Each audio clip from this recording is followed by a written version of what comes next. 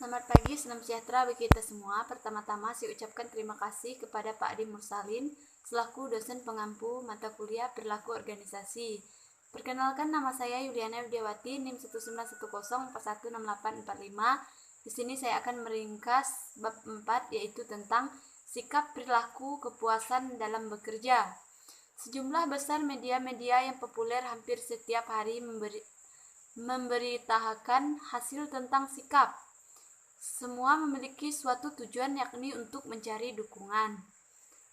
Demikian juga halnya dengan manajemen, terutama dalam hal pengawasan organisasi perlu memantau para pekerja terhadap sikap dan hubungannya dengan perilaku. Sikap dalam bekerja berdiskusi tentang masalah sikap. Sebenarnya hal ini sudah menjadi sesuatu yang sangat populer dan penting, terutama dalam rangka pembahasan psikologi sosial.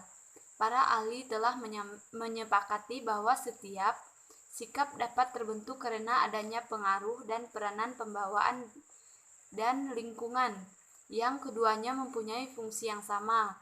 Hal ini berarti bahwa sikap tidak dibawa sejak manusia dilahirkan. Sikap adalah keteraturan perasaan dan pikiran seseorang dan kecenderungan terhadap aspek lingkungannya.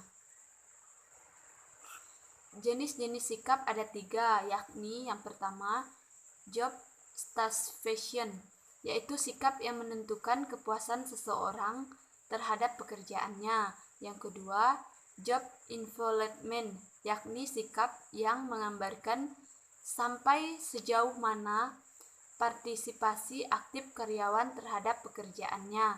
Yang ketiga, organization commitment, yakni sikap yang menunjukkan sampai mana seseorang melibatkan diri dalam organisasi beserta dengan tujuan-tujuannya dan ingin menjaga keanggotaannya dalam organisasi.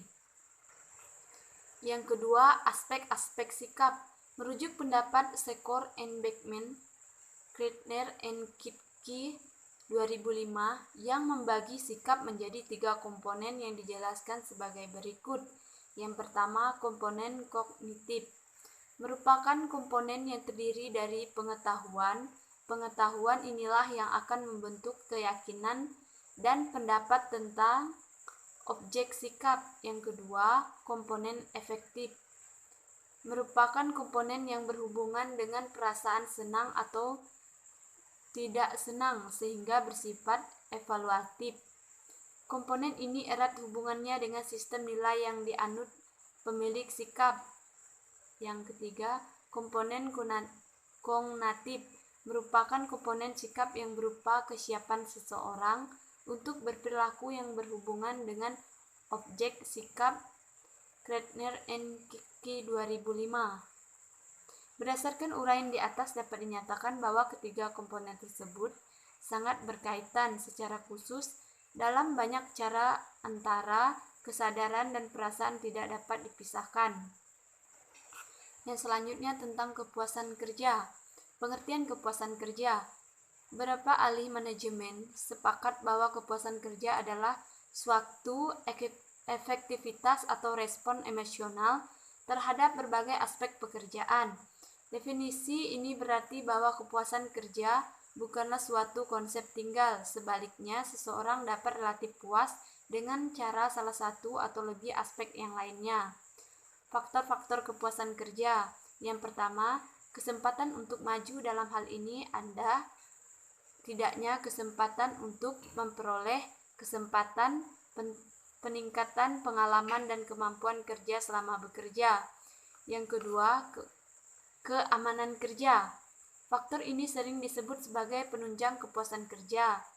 Baik karyawan pria maupun wanita, keadaan yang aman sangat mempengaruhi perasaan kerja karyawan selama bekerja. Yang ketiga, gaji.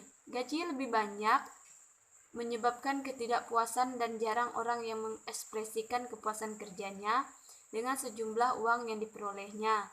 Yang keempat, manajemen kerja. Manajemen kerja yang baik adalah yang memberikan situasi dan kondisi kerja yang stabil sehingga karyawan dapat bekerja dengan nyaman. Yang kelima, kondisi kerja. Dalam hal ini adalah tempat kerja, ventilasi, penyinaran, kantin, dan tempat parkir.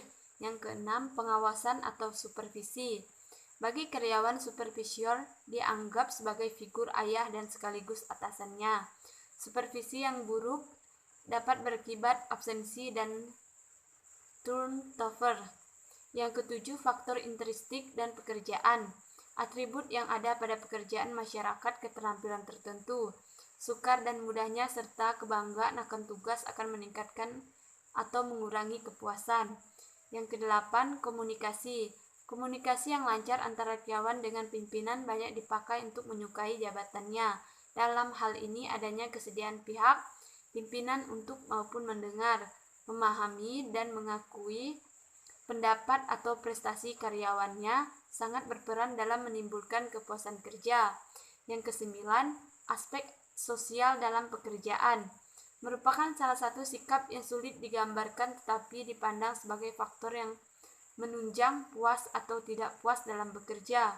Yang ke-10, fasilitas-fasilitas rumah sakit, cuti, dana pensiun, atau perumahan merupakan standar suatu jabatan dan apabila dapat dipenuhi akan menimbulkan rasa puas.